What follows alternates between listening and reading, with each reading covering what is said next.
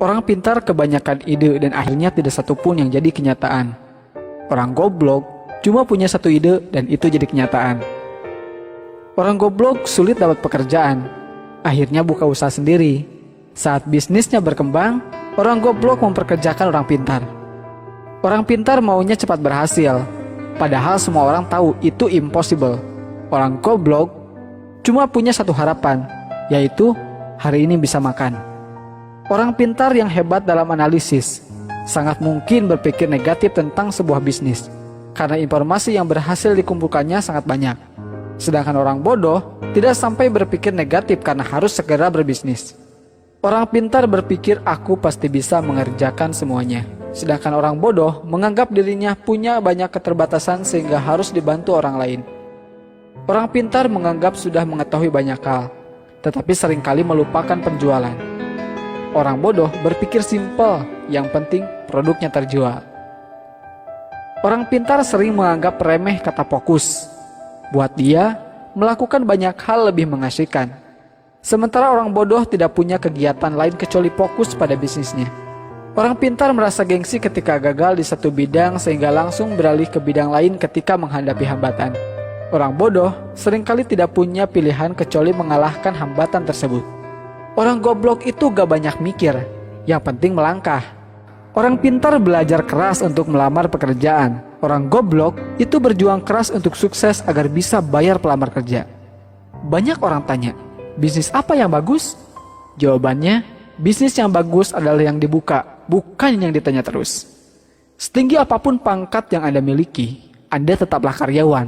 Sekecil apapun usaha Anda adalah bosnya. Kamu itu bangun pagi, mandi, pamit kerja, pakai seragam, kaki dibungkus sepatu, berangkat pagi, pulang malam, bayaran gak seberapa, kerja apa dikerjain? Bisnis itu hanya modal dengkul, bahkan jika Anda tidak punya dengkul, pinjam dengkul orang lain. Berhenti membuat rencana, melangkahlah. Yang beneran punya gak akan banyak bicara seperti mereka yang berlagak sok punya. Jadikanlah keluarga sebagai motivator dan supporter pada saat baru memulai menjalankan bisnis maupun ketika bisnis semakin menguras waktu dan tenaga. Tidak bekerja setengah-setengah. Apabila telah memulai suatu usaha, maka kerjakanlah dengan serius.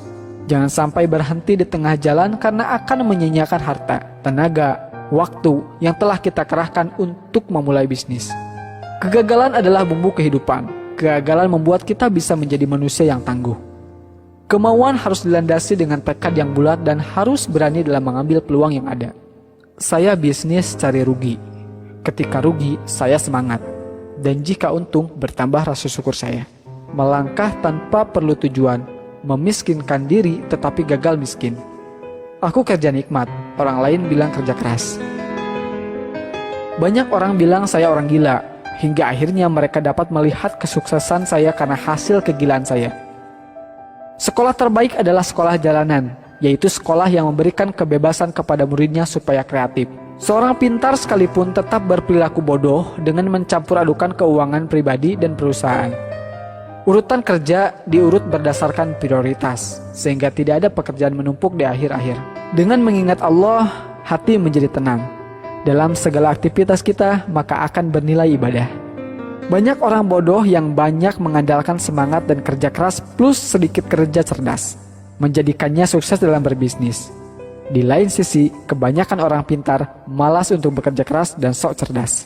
Orang pintar belajar keras untuk mendapatkan ijazah dan secepat mungkin melamar pekerjaan. Orang bodoh berjuang keras secepatnya mendapatkan uang agar bisa membayar pelamar kerja. Orang pintar mikir ribuan mil, jadi terasa berat. Saya enggak, cuma melangkah saja. Ngapain mikir, kan cuma selangkah. Orang pintar beranggapan untuk berbisnis perlu tingkat pendidikan tertentu. Orang bodoh berpikir, dia pun bisa berbisnis.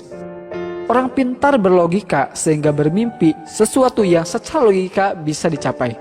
Orang bodoh tidak peduli dengan logika. Yang penting dia bermimpi sesuatu sangat besar, bahkan sesuatu yang tidak mungkin dicapai menurut orang lain. Rencana itu cuma berlaku buat mereka yang belajar manajemen dari A, B, C, D, sampai Z. Padahal dalam bisnis tidak ada yang seperti itu. Bisnis tidak mungkin lurus dan runtut saja. Tapi sayangnya, di sekolah kita sudah terlalu sering diajarkan bikin rencana.